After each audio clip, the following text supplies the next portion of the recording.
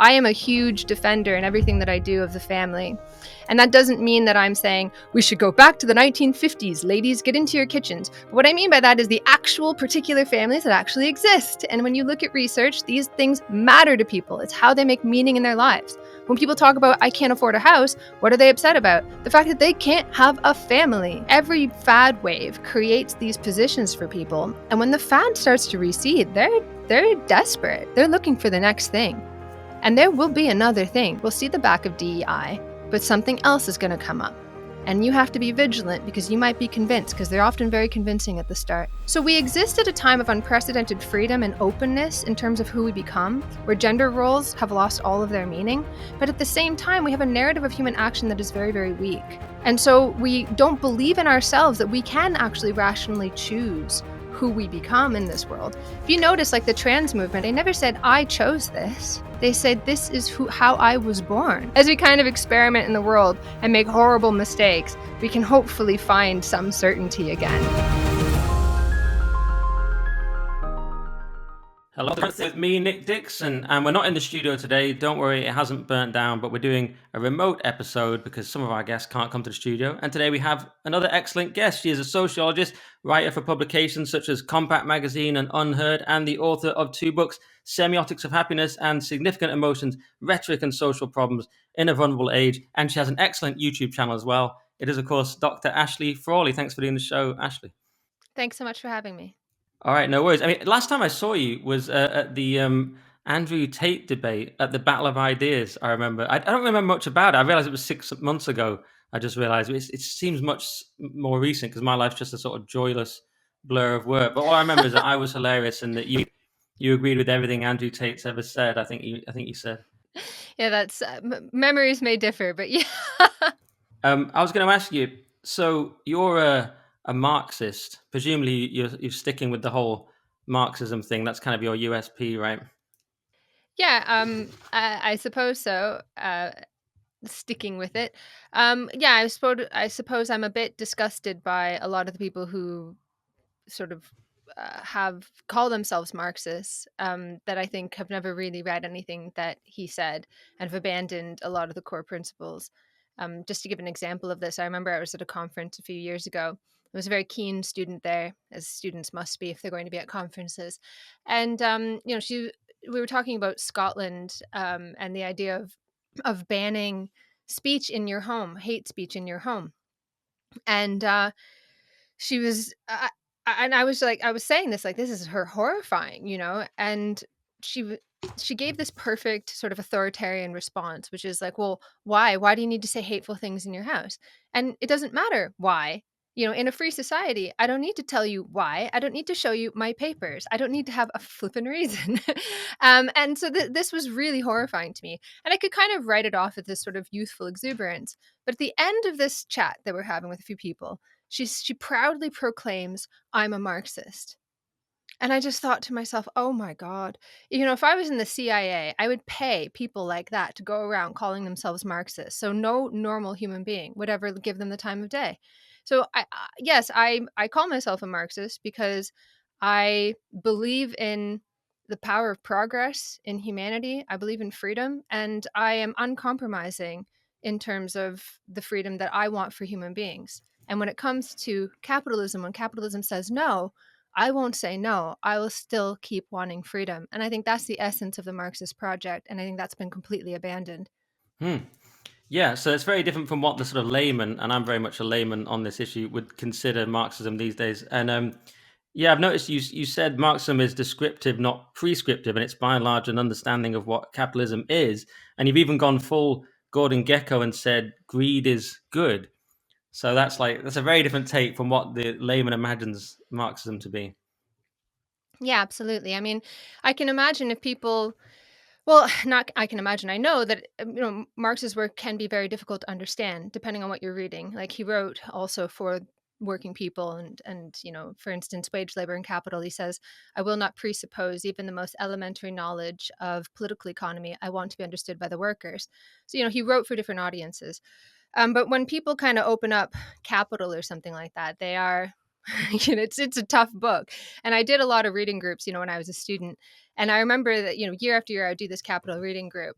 and there would always be people there just like, well, waiting for the moment. When does Marx like really rip into capitalism? And he does, to be fair. Like he's calls people like money bags and stuff like that. But it's a very descriptive book. It's trying to understand how does this system work. He is in conversation with political economists before him. He talks about Adam Smith and David Ricardo as true scientists, that they were actually trying to understand the world as it was unfolding. And so people are often thinking that it's just going to be him saying, oh, capitalism is this terrible system, and that's it. No, he's trying to understand how it works, what's unfolding, and what it's actually producing and where it's going, and how this system that has produced wealth and abundance, unlike anything humans had ever seen before, was turning around and starting to become very destructive. And you can see this even in the Communist Manifesto. He says the capitalist is like the sorcerer who's unable to control the powers he's conjured up from the netherworld. So it's like you conjure up these amazing forces of production, and then you can't control them anymore. You're not able to make sufficient profit from them. And so, because that's the point of what you're doing, you're trying to make a profit. You're not trying to produce wealth and abundance. That's a wonderful byproduct of the system, but that's not its purpose. Then it starts to come into contradiction with the furthering of wealth. The actual system that creates wealth begins to hold us back from creating more. And then we're sort of told, well, maybe nowadays we're told, well, maybe we don't need economic growth. Maybe too much wealth makes us discontent. And that kind of has like a Marxist ring to it, but it is not. It has nothing to do with what Marx said. Marx was, he was cheering on the powers that capitalism had unleashed. And he said they're too big now for capitalism. This productive system now becomes a destructive system. And in order to, lay claim to the wealth that's being produced, we have to move beyond it. All right, very interesting. Yeah, you said sort of it builds in its own downfall, capitalism. Although you said it can go other directions and become a kind of neo-feudalism, which reminded me of stuff Steve Bannon says about you're all Russian serfs now. You're better fed and better dressed, but you don't own anything, and you're not going to own anything. But what did you mean when you said neo-feudalism? I'm not really sure. But there's an actual sort of thesis, the neo-feudalism thesis. A lot of people have said like we are literally entering a phase of neo-feudalism, and I am sympathetic to that argument to a certain extent. In that you can see that there are certain developments within capitalism at the moment that have a very powerfully feudal ring to them. I mean, even just in terms of the control of everyday life, feudalism famously controlled you down to, the clothes you wore. There were sort of sumptuary laws and rules about what you could eat and that kind of thing. And part of the powerful and freeing force of capitalism, Adam Smith famously said that you could not not only that kings must not try to control everyday life, they could not. They simply could not. The invisible hand would do it for them. And this was wonderful. This was the incredible freeing power of capitalism. Now we're starting to see this kind of turn around. And there's this enormous desire to control everyday life. And this is what a lot of my work goes into, is how, as the system becomes more and more difficult to predict, um, as it starts to, I suppose, decline, those in power or people who want to maintain it, they obviously can't abandon the system itself. We have wonderful mathematics that shows that capitalism works in equilibrium. It couldn't possibly be the system itself. It must be you. You keep messing it up. We are all too human. We hear that all the time. All too human. And again, that sounds kind of progressive. Oh, well, human beings are just animals, aren't they? We got a little too big for our boots. That's what the 20th century told us. We have to rein it all in. We need to control human nature. We need to control human beings. So people become more and more zealous in the control of everyday life, control of what we consume, control of what we can say. Um, and this has a kind of neo-feudal ring to it. That's just one example. There are obviously certain economic examples. Some people argue that we're going to see things like, um, we'll get paid in Amazon chits and things like that. I don't know. I don't know whether or not I agree with that. I mean, because there are parts of capitalism itself that have feudal, that are throwbacks from feudalism.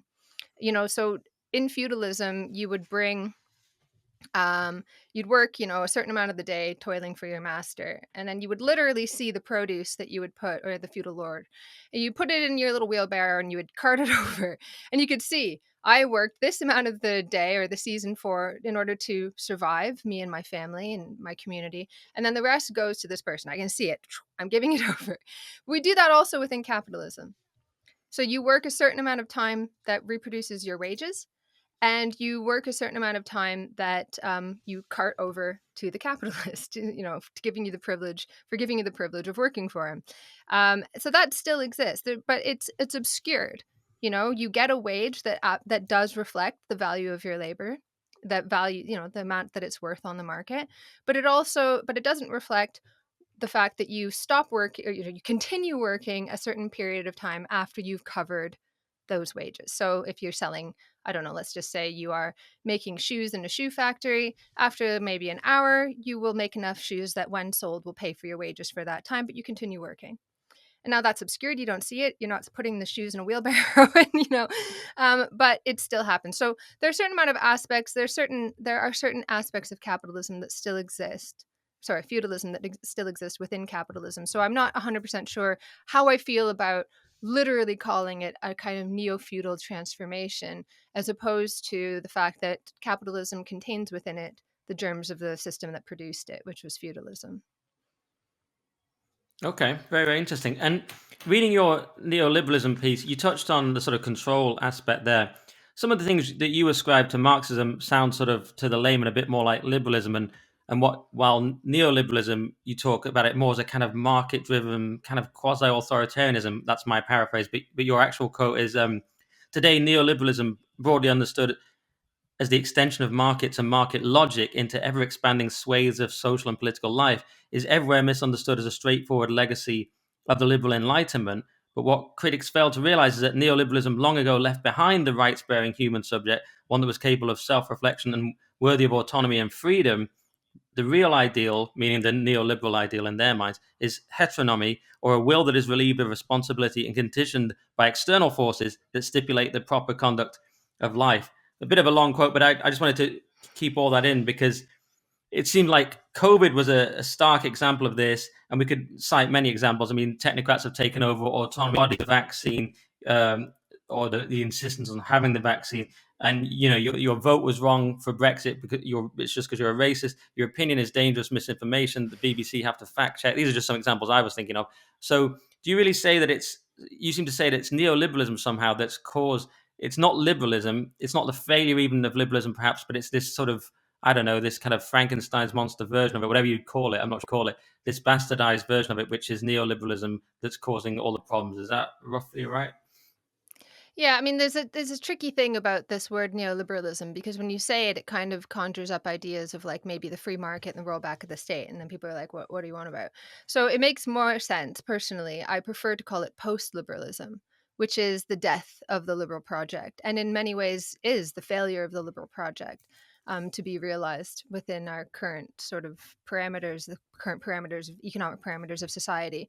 And so it's the death of that project, the death of that subject that whose birth we saw during the French Revolution. And so I think it makes more sense to call it post-liberal, but that's confusing to people because they don't know the word post-liberal, and it now refers to an actual conscious movement. So, but ideally, that's what we would call it. However, in this sort of area of academia that I'm drawing this from, this area of research and scholarship, there's a tendency to use both words, but it means something very specific. So you had a situation where at the end of the 19th century, these critiques began to come up of classical liberalism and classical economics.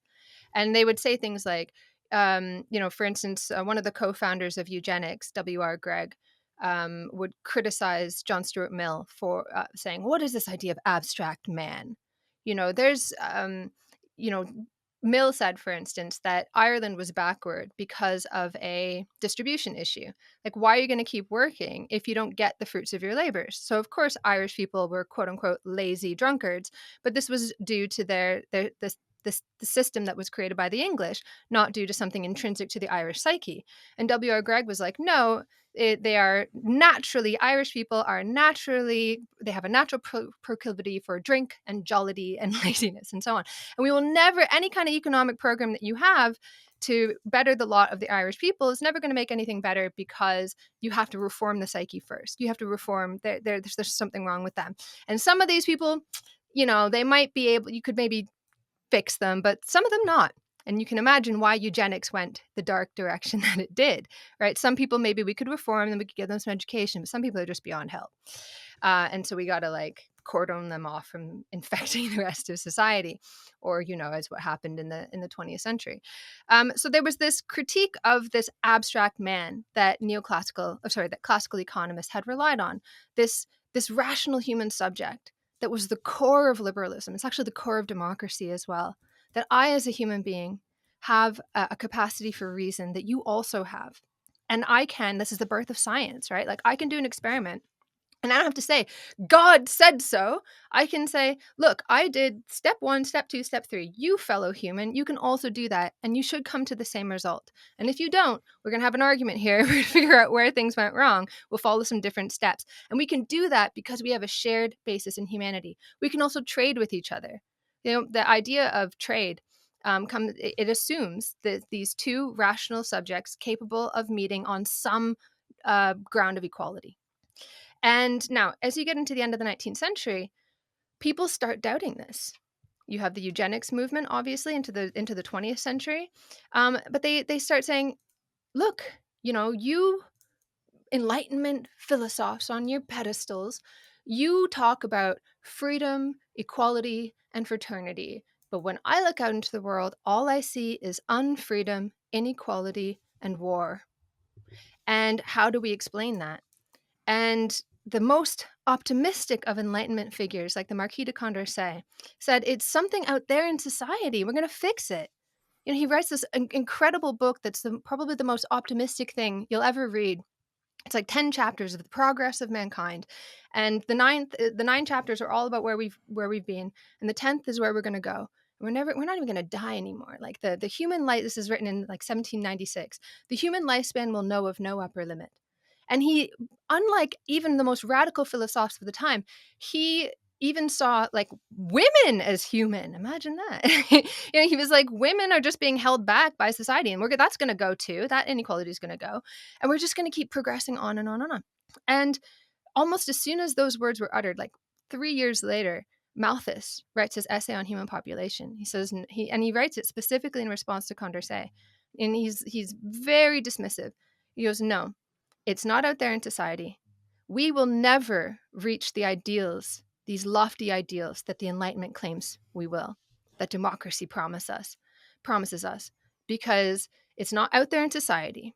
The void between the world as it is and the world as it's promised to be is in the human soul. It's in you. It's in all of us. And it's in our nature. We have this unending battle between sex and food. Give us too much food, we have too much sex. We have too many babies, and on, and ever it will be, and ever it shall be." So there's neoliberalism emerges out of this doubt, or this post-liberalism emerges out of this doubt. And they did all this wonderful math. You have like Pareto doing all these mathematics and drawing on metaphors from mechanics and so on of this to create this economic model of the economy in equilibrium, and it's perfect and it works mathematically. Then he looks out into the world, doesn't work. Why? Because you people are irrational. And he develops this whole quote unquote sociology, which is really a psychology or a misanthropology, a study of why human beings get everything wrong.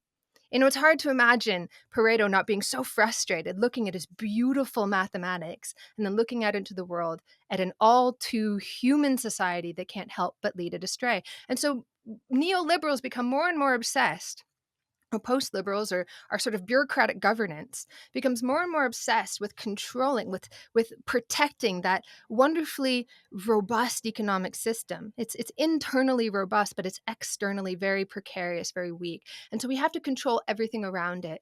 We have to control behavior. We have to control all of these decisions that people make that are wrong and are irrational, and which will lead everything astray. So that's how it winds up turning in on itself. Liberalism winds up eating itself because its promises weren't realized in reality, and that demanded an explanation. But here's the reason why I love Marxism. Marx doesn't need to blame human subjects. He takes the exact same subject that Adam Smith does, the exact same one of the classical economists, the rational human subject, and he shows that even people acting rationally will still produce the same outcomes. And actually, he has much more faith in humanity than today's economists, than today's governing officials, than the officious people of the NGO class. He believes that human beings are rational, that they can, well, that they will sort out the problems, and that they do deserve freedom. But because he didn't need to destroy humanity in order to understand why capitalism it winds up producing its own grave diggers. It's through our own rational engagement with each other, even with perfect rationality, we still come to the same problems. We will still have crises. We still have destruction, all of that. Hmm. All right, fascinating. I mean, I knew that the sort of ruling elite were a bit Malthusian in that they're the obsession with overpopulation, which turned out to be the wrong obsession, and really it's underpopulation that's going to be the problem with the low birth rates across not just the West but Japan, South Korea, etc. So that's a massive problem, and they're obsessed with the limited resources that Malthus claimed. So that's really interesting. I didn't realize that was the origins of neoliberalism. And So indeed, Marx absolutely hated Malthus.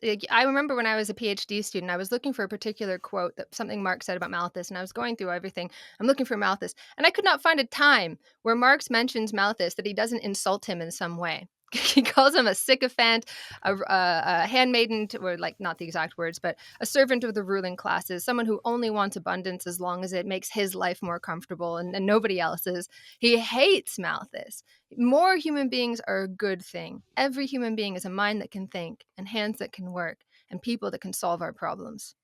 yeah, that's really interesting. That's something Dr. Paul Mullen said on this podcast, actually. But I didn't realize that was a Marxist view. That the more people, the more chances you have of genius and innovation and so on. Interesting.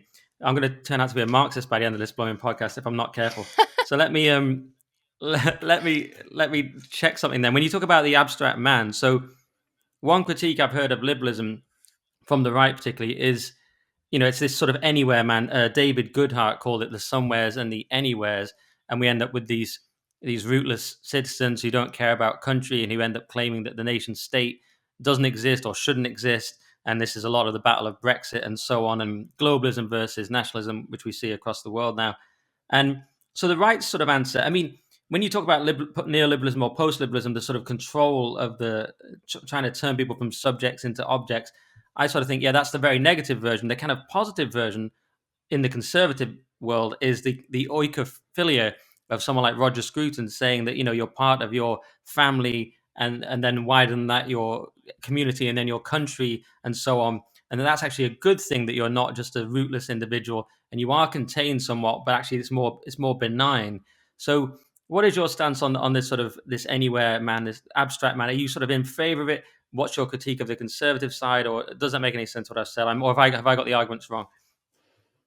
So, abstraction doesn't refer to like an actual sort of individual. Like the kernel of truth in the conservative critique, and this is a critique that's made in the reaction to the Enlightenment as well, going back to the 19th century, was that, well, there's no such thing as an abstract person. You only ever meet particular people. Yes, this is true. You only ever meet particular person. Like, I am not an abstract woman. I am a particular person. I have a particular history, etc. But like, you ever see those images that circulate on the internet every now and then of where someone's taken a bunch of images of like Scandinavian women, and they put them all together and it's like Scandinavian face? Have you seen that before? Or like woman from Sweden, man from here. I always think about these images when Okay. if I was making one of my podcasts right now, I'd put it up on the screen. But that's, although, you only ever meet particular people, in your mind, you create an abstract image of woman or man. You create an abstraction. And our society works on the basis of abstractions, which is you have all these different particular people, but when they come together, they produce something that we can abstract, that we can make sense of. So, for instance, that's how Marx understands exchange to work. Like, how do I know? Let me grab something here. How do I know that this book is worth roughly the same as this mouse? I don't know. You can't see that very well. How do I know that this book is worth roughly the same as this mouse? Because I have a sense abstractly in my mind that it takes a certain amount of work to create all the little pieces and so on, and the imagination, all that, to create this mouse, and it creates a similar kind of work and imagination and so on to create that book. And this is an abstraction. That particular book might have cost a certain amount, and that particular, to make, but the price represents the abstract accumulation of all the different labors that go on in society. So that is a real abstraction. That's what we call it. But it is yes, of course, this is a particular mouse, but I know that it and all the other mice like it cost a certain amount, and they'll cost the same amount. And it'll be roughly exchangeable for some other commodity. Or I will know I will not trade you my car for this mouse because I am vaguely aware that there's way, way more blood, sweat, and tears and so on, and imagination and human thought and all of that stuff that goes into creating a car much more than a mouse. So that is an abstraction. So I actually think it's really bad that when people kind of reify these ideas of like universalism, so I can kind of come to you and say, look, there's something about us that makes us similar. And that is that we're able to have a conversation right now on the basis of shared reason and reflection and so on. That's the wonderful thing that makes us human. But there are also all of these particulars that go into making us human that are also part of society. Like you don't become an individual except as part of society in a particular moment in society. Um, and you don't become a human without a family, without a community, without a country, without a broader kind now in our world, like a broader sort of intercourse of commodities and all of that stuff. That is what goes into making an individual. That's not a call to get rid of all of those things. And it's shocking and terrifying when people actually do make that call. They think that you can like truly create within an individual, which is particular, an abstract universal being. That's psychotic. And that's not what it means to become an abstract human being. Like we are all human beings because of the sum total of the particularities that make us up. Right. So I am a huge defender in everything that I do of the family.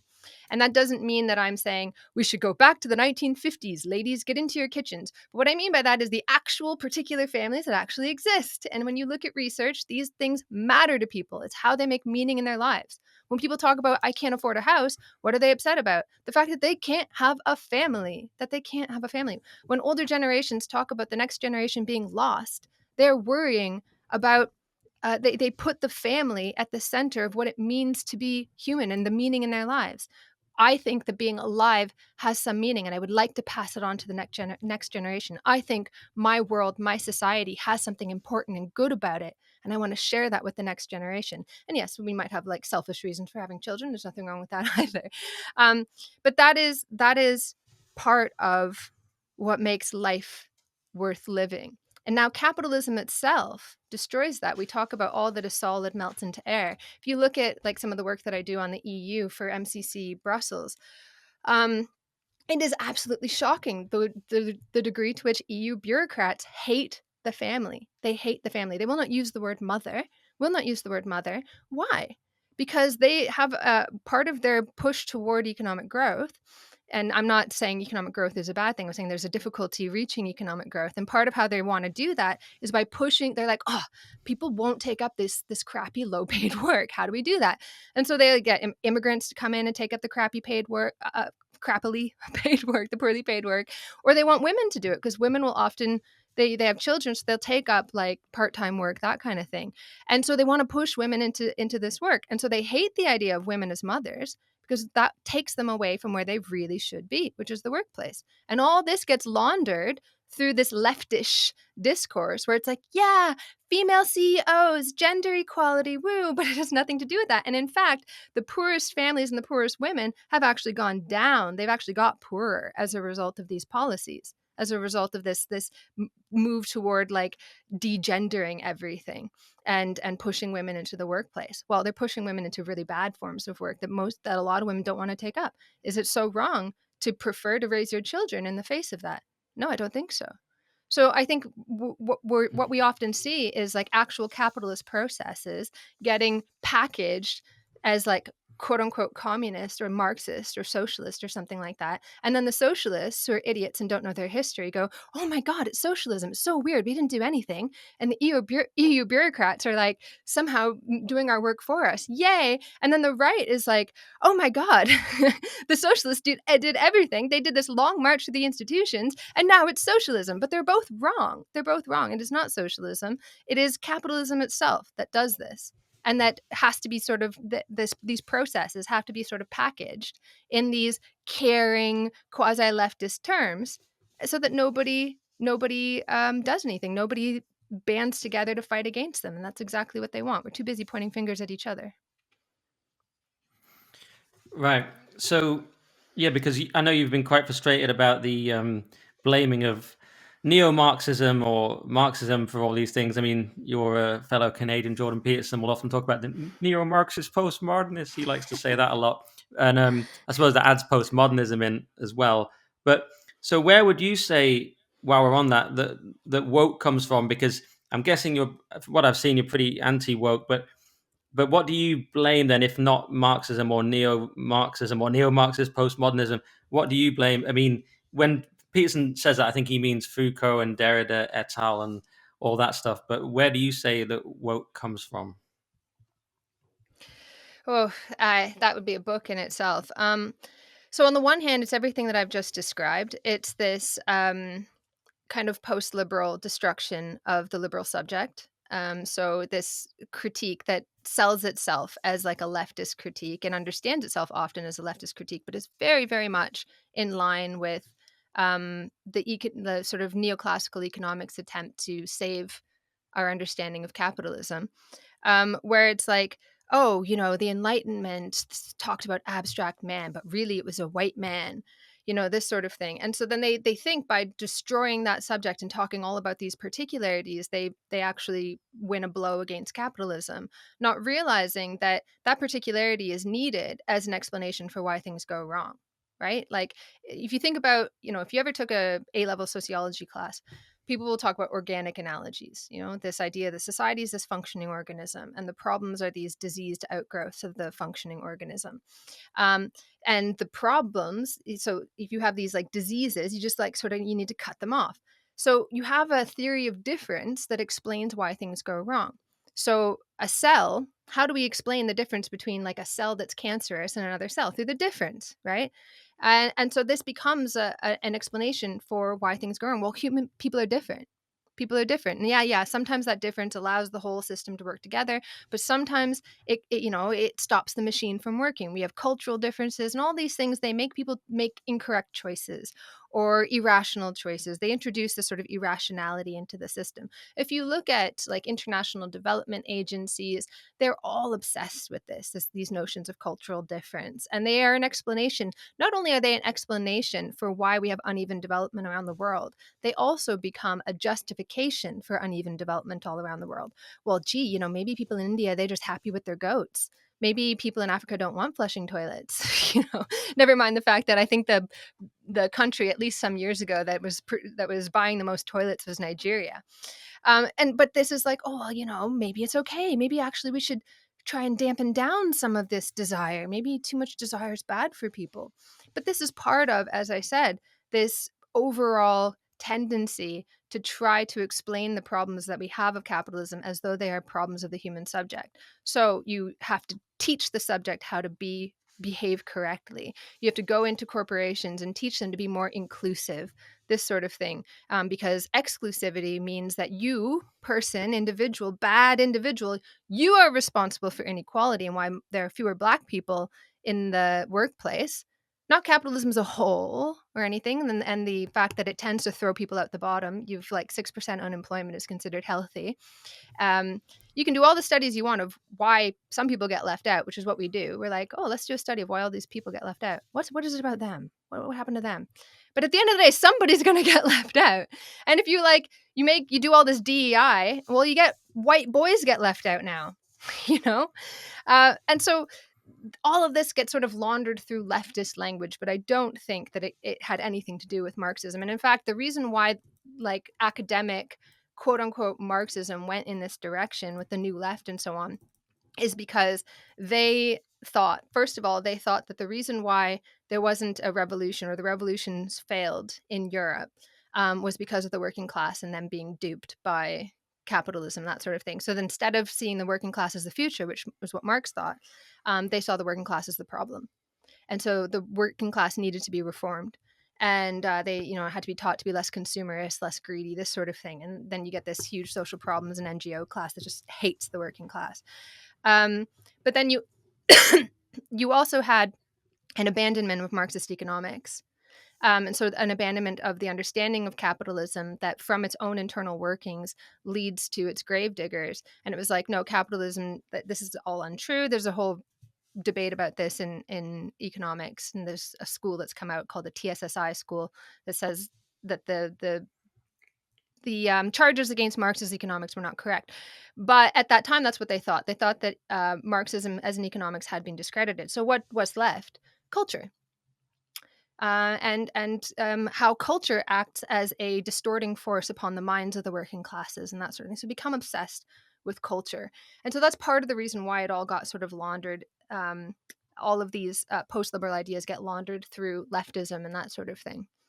But I think um, I think generally that's kind of where wokeism comes from, but there's a lot more to it. But yeah, that's the explanation that I would rely on in a short period.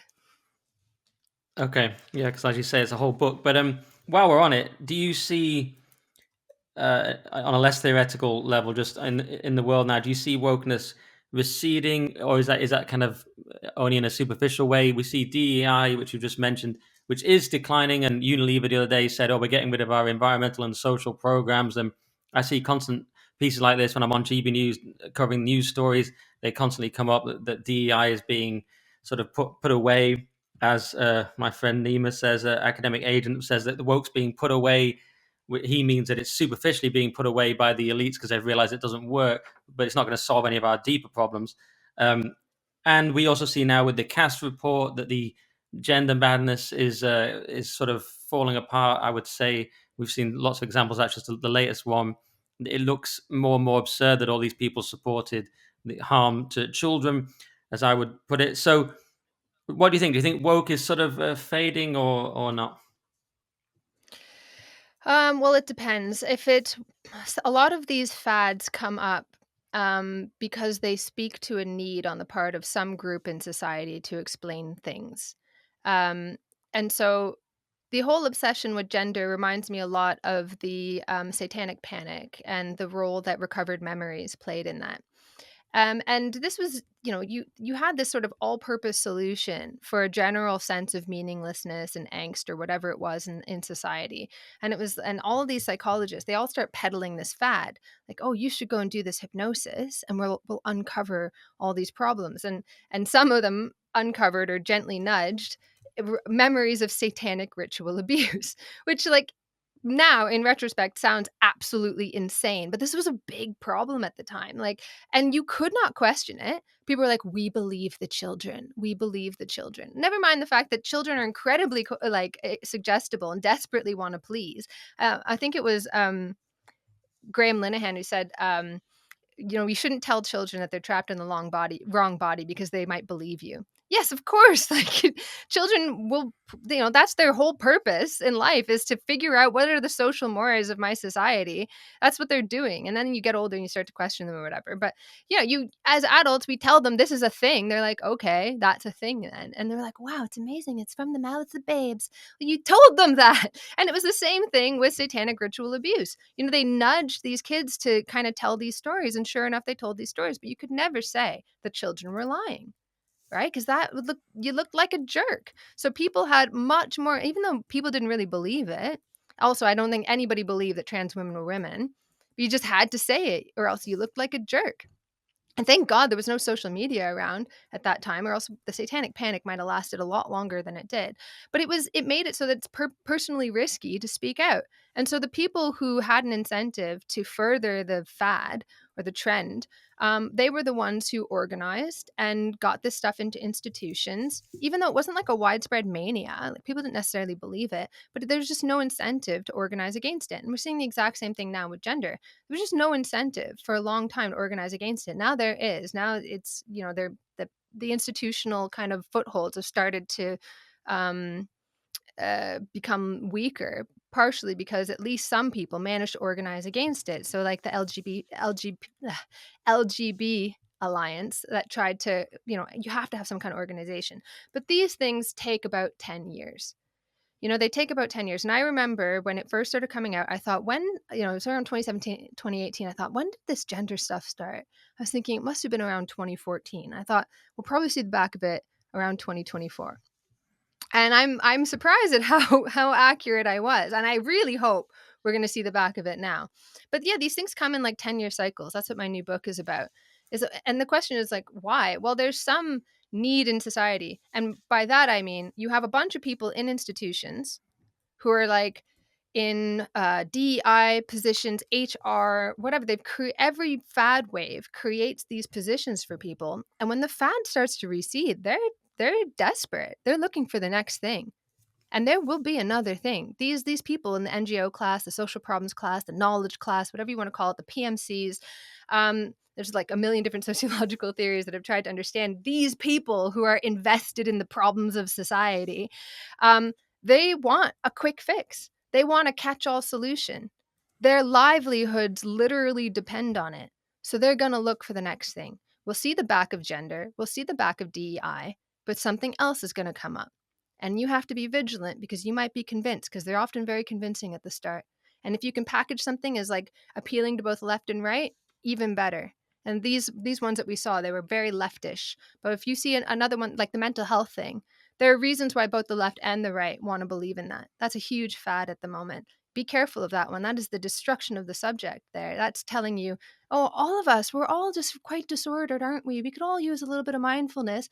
And it's basically saying like, well, look, if you can't control your mind, right? If you are not an autonomous subject, then you are not fit for democracy.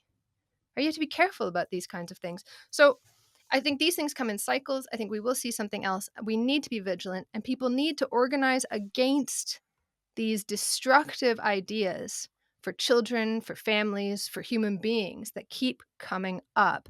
And we need to get at what the root of them are. Why do we keep seeing these cycles that try to destroy us, that try to undermine and challenge our abilities to have freedom and democracy and so on? There's something else going on there.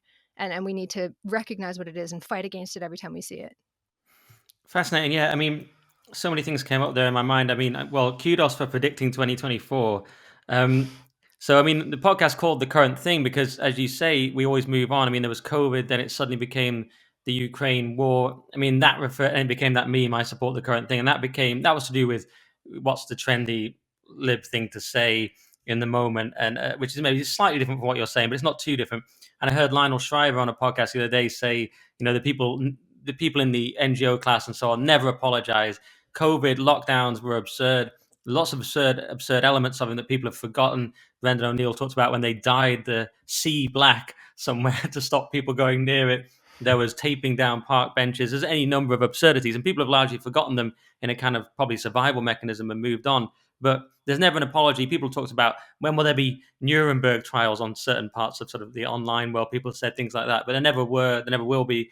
With the gender madness, no one will be held to account. They'll just put it away and move on. As you say, to a new thing. I like to think I won't fall for it because I didn't fall for lockdowns being a good thing.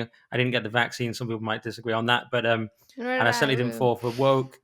Oh, good, pure blood's good. Because I was going to say this is a pure blood podcast. I didn't want to say it at the very start in case it alienated you, but yeah, I mean, well, because some on the left did actually, even though spiked a kind of Marxist, not obvious Marxist like you, but they were quite pro-vaccine. But anyway, Oh no, when I said but nor yeah, did the I mental mean health. I didn't go in for the lockdowns. Now, the vaccine, Oh, initially I did. Do you know why? Because vaccines are usually one of the best things that human beings have come up with. They're a fantastic example of science and so on. On this particular occasion, however, it became clear immediately that there was something fishy going on. And so, yeah, I was part of that at the very beginning. So I was taken with it. And this is what happens, right? Like, and I often will get caught at the very beginning, but I often think it's like part of the what makes a good critic is you have to know what it's like to really believe something to criticize it. And so I love conspiracy theories, for example. And I love going down rabbit holes of conspiracy theories online, but I always recommend, if you're going to do this, you need to tie a good rope around your waist. You have to like really believe, you have to really kind of imagine what it's like to believe it, but be able to reel yourself out at some point and sort of think about it from a certain amount of critical distance. Because I find conspiracies really fascinating, because people are telling these way too causative stories, way too inductive. They're like, and this is more proof, and this is more proof, and this, but they're not saying, well, what about this thing that disproves it?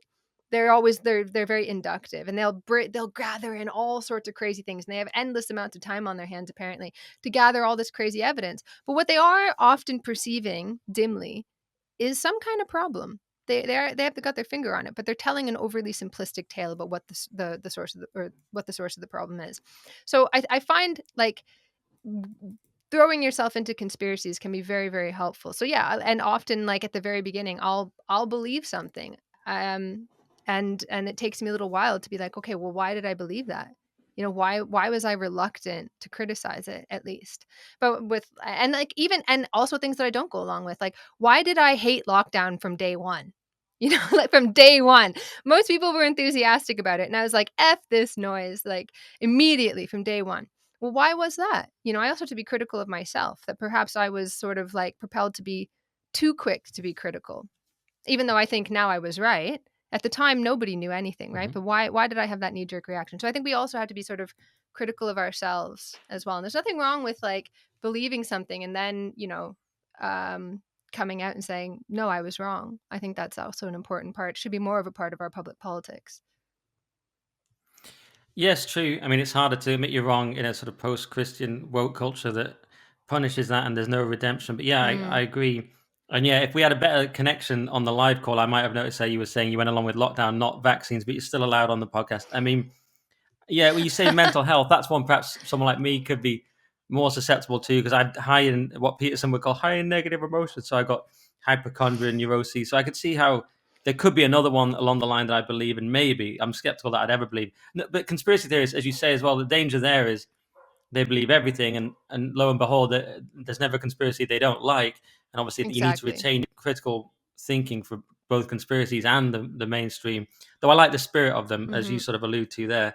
They're onto something. Um, and there was one other thing, but I've made a note that I can't even read on it. Oh yeah, masks. I was like, when you say about Mm. why we feel things, why you were immediately against lockdown. I was so vehemently against masks and was like prepared to go to jail over it, and never wore it, even though I was the only one in the supermarket on my own, not a train or anything. Just people thinking I'm insane. I don't fully understand. I don't even claim to know fully why I was so passionate about masks. It just seemed to me an obvious absurdity. What, humans are just going to wear this bit of cloth on their face forever now? It's complete. So someone told me that. I said, "What about smiling? What about how we get so much from someone's facial expressions as humans? That's how we communicate." And a friend of mine at the time just went, "Oh, we'll just do thumbs up instead." I was like, "Oh, really? Smiling's out now, is it? That's just gone." And I find that so terrifying. The kind of this blank slate stuff. That the idea you can just get rid of, humanity, and oh, we've scrapped the smile now. We're going with thumbs up. I'm just like, I find that so disturbing. To me, it was just obvious that masks were not going to work and were an absurdity on the face of it. No pun intended. So I asked you about woke. One thing I didn't ask you about was feminism. I just wanted to ask you quickly, because when you were talking about, not that you're saying we should go back to the 50s, and you're saying, but you're also saying you're very pro family. So I did want to ask, when you were talking about that, are you a feminist or not? No, I know. What's funny is that I never considered myself a feminist. I'm always a Marxist humanist. I think that the things that make us similar, like our shared capacity for reason, are more a basis for moving forward as a society than obsessing about, you know, this and that privilege. And you can see the absurdity that it got to with this whole, like, everybody has all these different privileges and you can tally them up, and this is like the pathway that we went down, and it's just utterly ludicrous. But as I have got older, I have and particularly the trans issue, like, um I hate to say this, but there's this Buck Angel put out a video recently. I really like Buck Angel. I've interviewed him on my channel before. And I'm really sympathetic to like the old school transsexuals that were like, yeah, I am a man or I am a woman, and I want to live be perceived by society as a man. Nothing real has happened here. Like I've not was not always a man the whole time, but like I want to be perceived as that. Okay, as a rare sort of thing that it was, fine. You should be free to do what you want, whatever. And to the extent that they passed in society, they would go into the bathrooms, that sort of thing, or they would be respectful and stay out because they didn't want to be clocked. So I was totally sympathetic to that. And so I really like Buck Angel. And he put out a video recently of like a trans barrister, I suppose, with like comically large breasts, completely ridiculous makeup. And I was like, man, I've gone my whole life being so careful about that kind of thing. Like don't dress in that way and don't be too loud and don't interrupt people and be nice and this sort of thing. And this jerk is wearing this ridiculous outfit. And I was like, that is male privilege, That is male privilege to be able to dress totally ludicrously and be like, oh, stunning and brave, stunning and brave. Whereas if you did that as a woman, you'd be like, you whore, like put them away. So like every now and then I find myself, I'm like, maybe I was a bit too quick to dismiss some of the feminists. And then like some of the old school feminists that talked about like the fact that women, you get your meaning in life a lot of the time from from the public sphere, right? From being involved in the public sphere, and that you have to make a space therefore for like childcare, free, good quality childcare, to give women the choice, really give them the choice, and to like free women from the world of often like grinding world of children. I was always really, really sympathetic to that. And I've been kind of a late convert to realizing that, and it's a tough thing too, but realizing that for a lot of women, they do find meaning in the private sphere, and community and purpose in life, from their families and their communities, and that's okay. And I think this, ironically, this like neoliberal feminism that was like, yeah, it's about choice, that you should actually truly have the choice whether to go into work or stay home, and maybe for both sexes.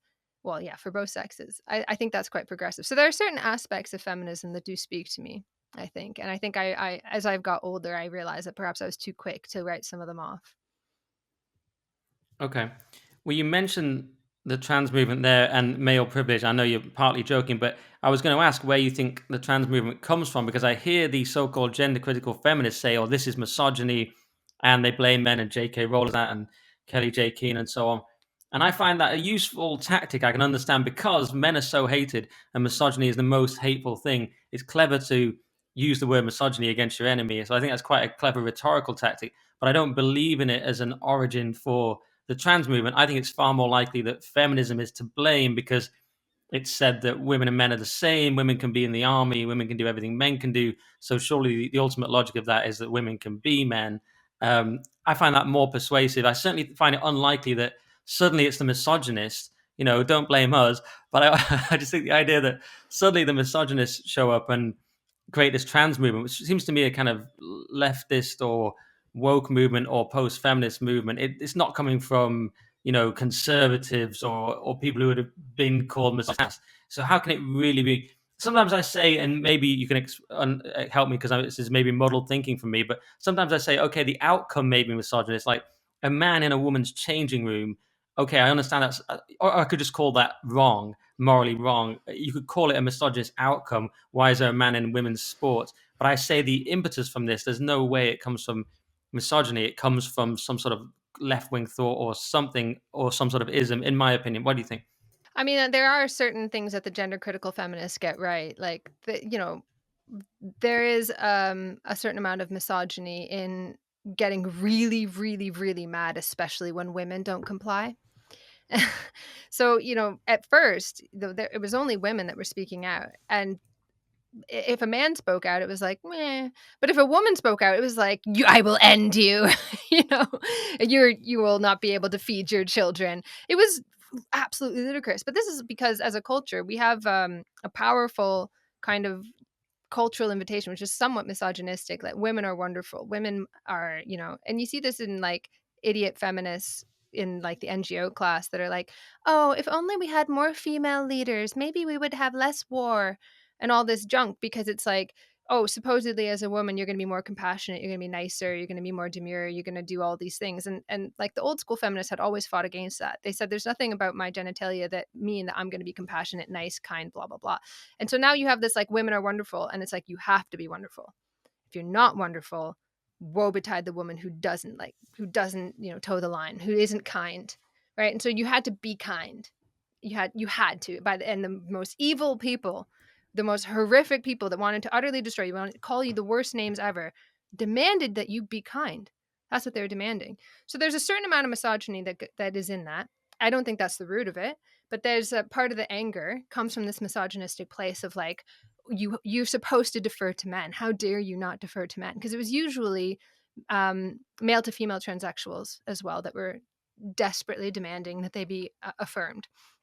But again, I think that sort of explains some of the vociferous reaction, but it doesn't explain where it all came from.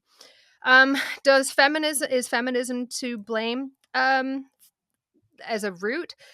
I mean, to a certain extent, you can see that there was a maligning of masculinity, where masculine, like you have the Me Too movement that was like really went nuts around all sorts of transgressions, down to like the smallest transgression of like clumsily hitting on someone. It was like Me Too, and you got this idea that like most men were rapists in some way, or there was like a rapist lurking very uh, like in a just beneath the facade of control. Most men were sort of a bit rapey, and you had this notion like, well, what's the worst thing you could possibly be? And it's like a white man. So it's not surprising that a lot of people would want to like hang up their testicles. They would like want to opt out of this. And on the other hand too, like a lot of um things that are stereotypically associated with femininity are also maligned on the so-called left. So this rise of the anti-consumerist left, where consumerism is seen as like this special evil. Well, our culture often aligns, so if you think about movies, um, when they want to illustrate mindless consumerism, they'll often do it through a teenage girl. So she giggles and she laughs, says, "Let's go to the mall." Huh, she's a cheerleader and she's a bit dumb and she cares about how she looks a little bit too much. She's got all the newest clothes. Like the woman is associated with consumerism because it was the woman that always did the shopping, that kind of thing, right?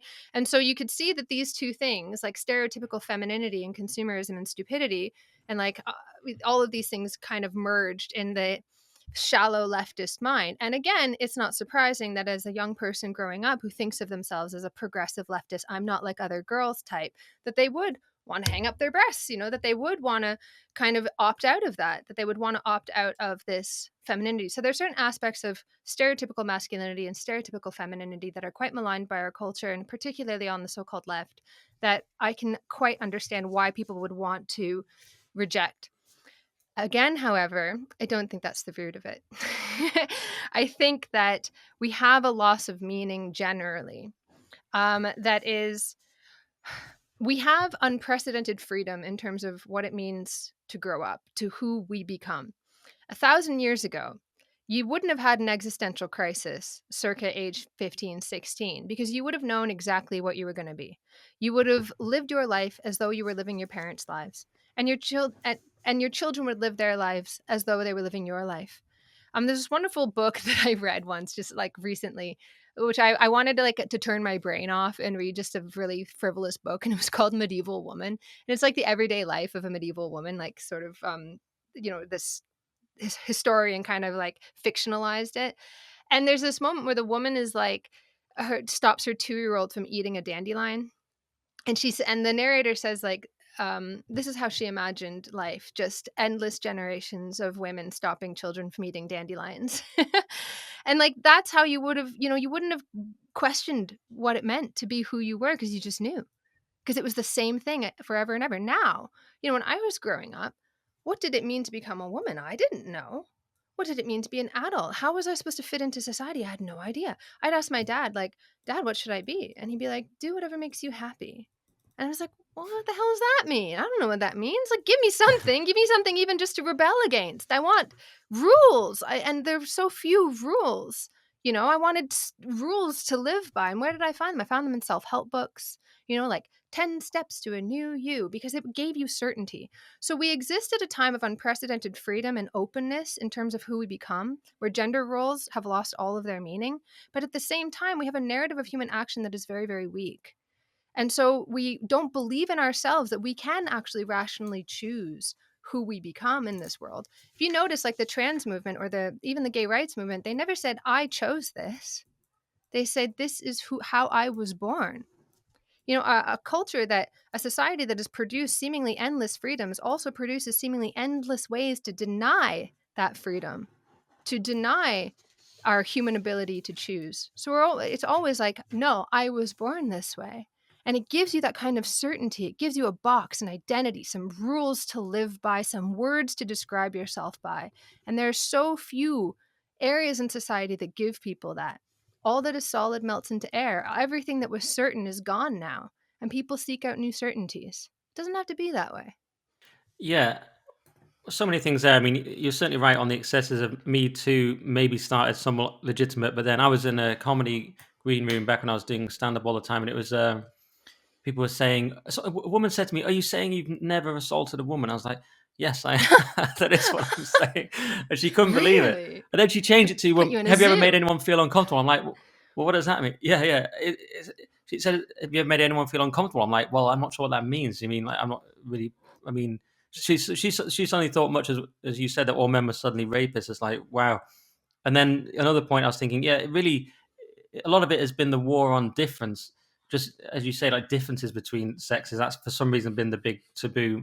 But then the other thing you mentioned there, the crisis of meaning, and yeah, it seems the boomers, as you say, the sort of boomer generation seemed to give too much choice. That they didn't pass down the things that were always passed down. That guy Kevin Samuels used to talk about that a lot. He's dead now. He used to say to women, can you cook anything? How many recipes have you got? But his point was actually they neglected.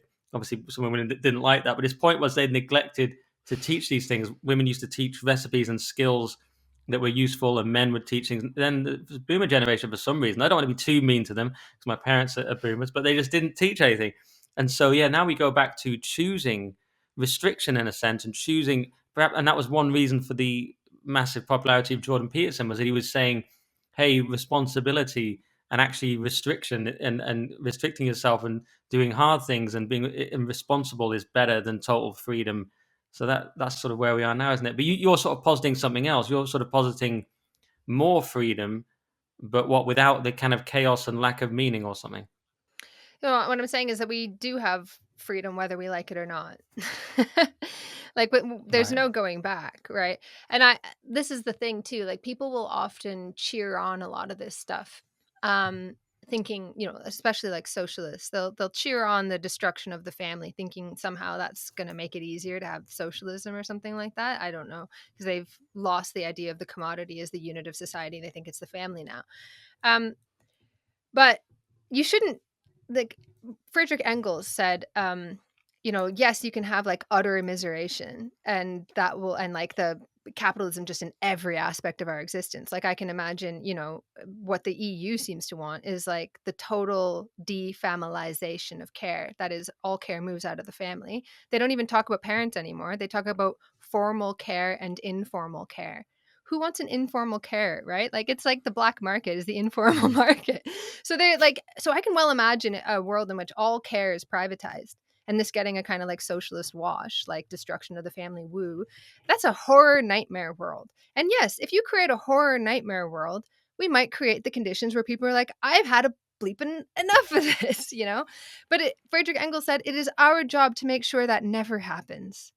It's our job to make sure that never happens. So yes, capitalism creates a world in which all that is solid melts into air, but that's not a good thing. That's created a world of rootlessness, uncertainty. Um, you become who you are as part of a family and a culture that gives you meaning. And all these cultures are passing away. Some of it's good, some of that for the better, some of it not for the better. Um, and but people need something to give their lives meaning. They need some kind of certainties. And but the good thing is that we actually do have a wonderful capacity for creating new rules to live by, making sense of disorder. This is kind of what human beings do. So to give an example, like Indigenous people, for instance. So I'm First Nations Canadian. I'm Ojibwe. Obviously, I'm mixed. Like I look white as hell, but I'm part of First Nation there.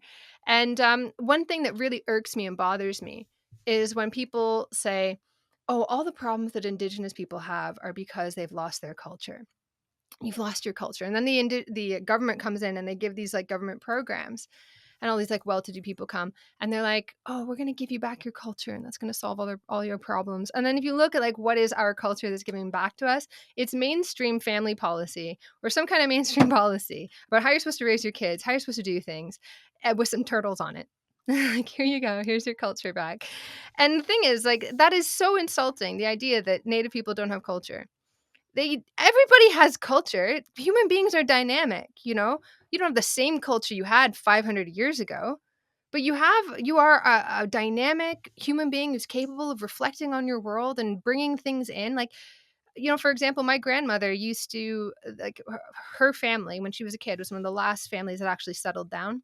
They were like still roaming, they were still moving around in traditional like trade routes and stuff. And they kind of forced them to go onto the reserve. But she used to love cars and snowmobiles because it made going on a journey so much easier.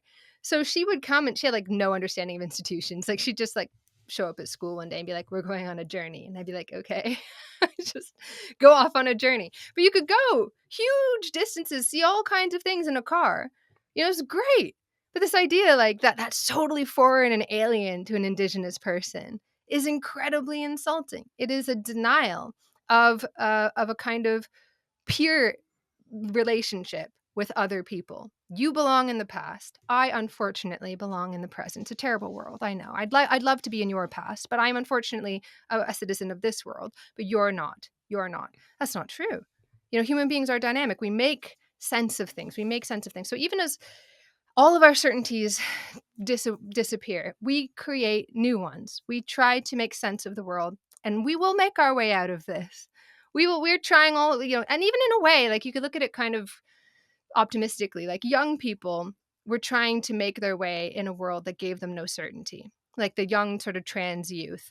They were trying to like we gave them no certainty at all, except that it was really flippin' bad to be a man. And growing up was probably a bad thing because children are the future. And they tried to kind of make their way through it. And in that awful process, that horrible process, I wish we never had to go through it. You come out the other side like, yep, that's probably not the way to do it. And that's me being really, really optimistic that as we kind of experiment in the world and make horrible mistakes, we can hopefully find some certainty again. And I'm not saying I wanted us to go through. I don't think it's a good thing that this whole thing happened. But I, you know, sort of sitting back and observing what, you know, history unfold, you know, at least we can come out the other side and say, like, no, there are some limits here.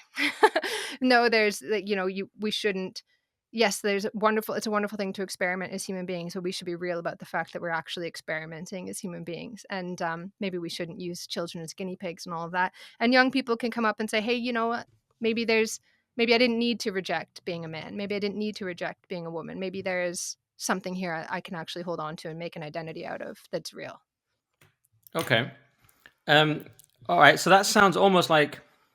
Well, I sometimes ask how we win the culture war. There's a few sort of. I sometimes end on that. There's a few presumptions in the question. One is that we're on the same side, which I'm not totally sure we are. If you're a Marxist, I don't know.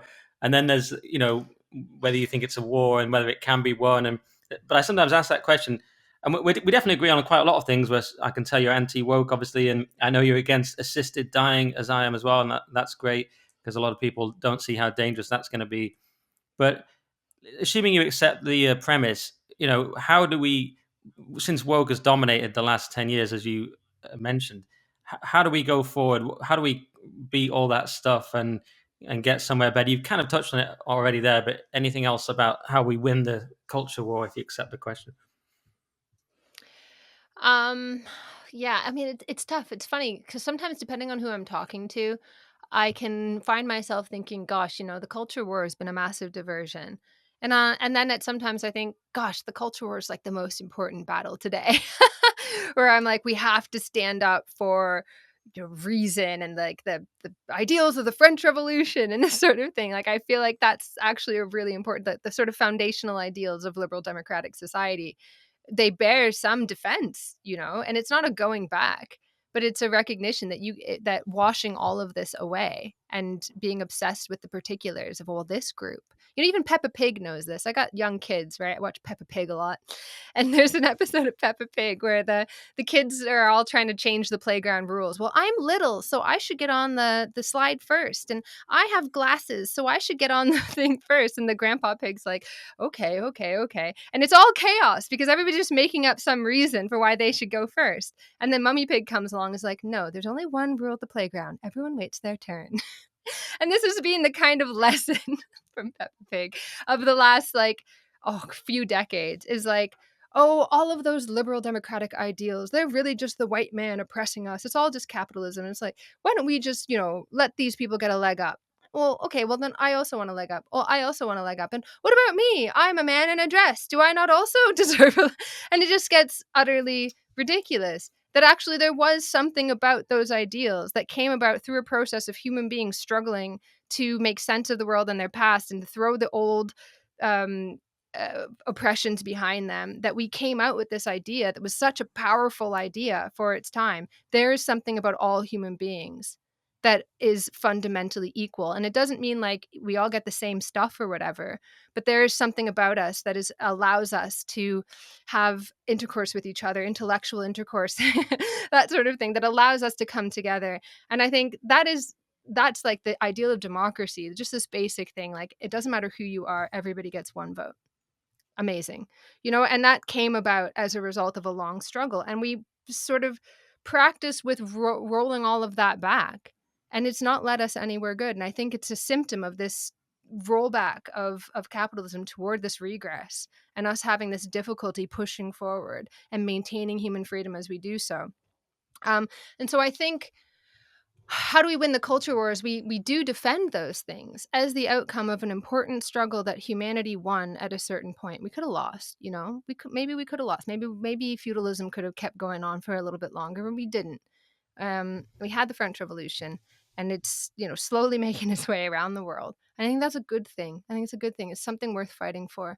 I think we shouldn't get too bogged down in frivolous culture wars as though that's all that matters. I think we should also fight for the very basic things that people want: a materially better life. They want their life for their family to be comfortable and secure, and they want that for their children, and they want that for the next generation. It's just a really basic thing, and it's a hard thing to secure. And fighting for those things instead of sort of getting too bogged down in culture war issues about words and language, I think is really important. I think that's the sort of basic ideal of material progress, of economic growth, of wealth and abundance, and spreading out the sort of ideals of democracy and equality to everyone. I don't necessarily mean like the fundamental equality that everybody gets a vote, that kind of thing. I think those are important ways that we can overcome the culture war. Okay, awesome answer and awesome podcast. So much stuff. I mean, I've learned so much in this podcast. I've got to go back and re-examine all my views, come back with new arguments. But it was great. But where can people find you, Ashley, and buy your books and get on your YouTube and everything? Sure. So just search Ashley Frawley on YouTube. You'll find me, or you can search Based AF, all one word, wherever you get your podcasts. And my books are everywhere you get your books. Okay, brilliant. All right, well, definitely check out Ashley's books. Are you on Audible? I couldn't find you on Audible yet. No. I do actually read audiobooks because I am one of the head publishers of Sublation Press. So you can hear me read books I hate through gritted teeth, but you can't hear my own book. Not yet, anyway. Okay, we've got to sort that out soon. But all right, thanks so much for doing it. And if people want to follow me, they can go to nickdixon.net. That is my Substack, where we'll be putting out the full podcast. Haven't decided yet if we'll put all of this one out for free, but some of them we keep bits back and all that. You know how it works, capitalism and all that. But go to nickdixon.net. And if you want to donate, it's buymeacoffee.com/nickdixon. And thanks again, Ashley. And we'll see you again next week.